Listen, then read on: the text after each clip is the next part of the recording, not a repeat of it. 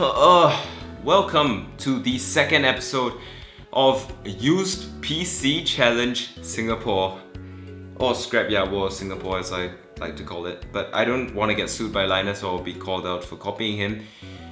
But you know, it's kind of the same thing. We're just trying to build used PCs and use weird stuff. Anyway, we start off today by benchmarking and testing some things. Because today I have something very exciting for you all. I have an 8-core, 16-thread Xeon CPU, alright, 16 gigs of RAM, and an X79 motherboard ready for testing. Sure, episode 1 was a failure, but episode 2, I'm hopeful with the new episode. It's fresh, you know, I haven't tested these parts yet, you know, they haven't broken yet, so it's a Schrodinger's CPU. I don't know whether it's working or not. Hopefully everything's working because the seller did assure me that this is working, unlike in episode 1 where I already knew the motherboard was broken upon purchase. So I guess let's go and head out and see what happens then.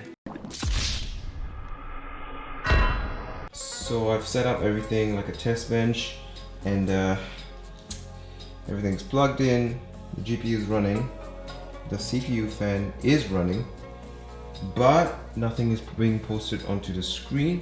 I don't know if I did anything wrong or something like that, but nothing is posting. Even without an SSD, it should post without any issues.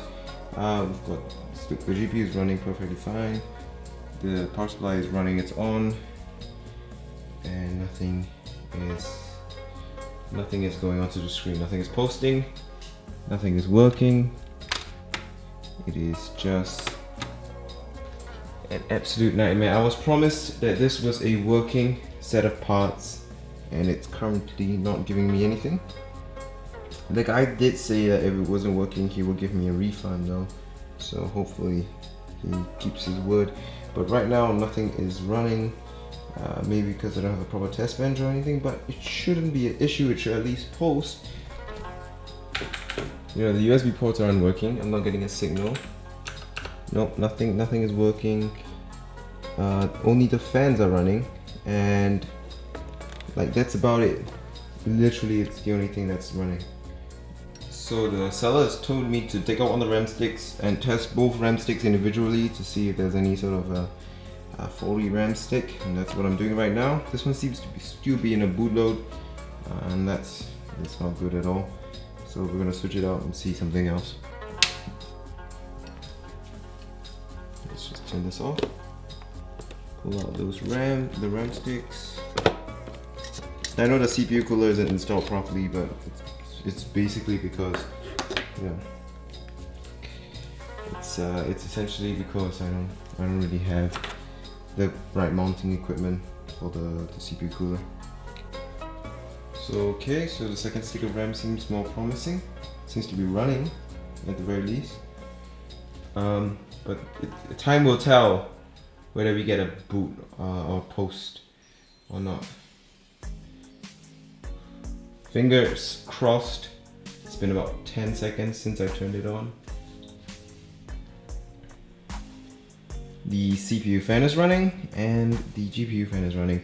By the way, what you can learn from this is that don't buy. This is why I tell you, don't buy obscure, really old used PC hardware. Only stick to like the newer stuff.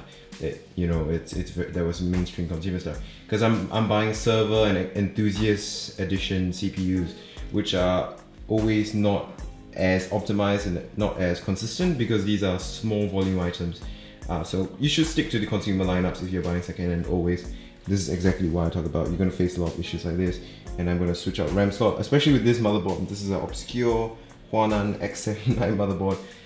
You shouldn't expect it to be perfect from first try. It's been a minute.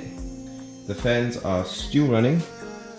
The GPU is getting warm, and the CPU fan air is getting a bit warmer. Seems like some sort of potential. Hopefully something boots. Alright, so I've been faffing about a bit, and I think it might be a failure. I've mounted the CPU cooler on, the GPU on, everything. It seems to be running for like an extended period of time. The fans are spinning, as you can see, but still no post. I don't know if it's HDMI's fault or just like the fact that the whole thing doesn't work.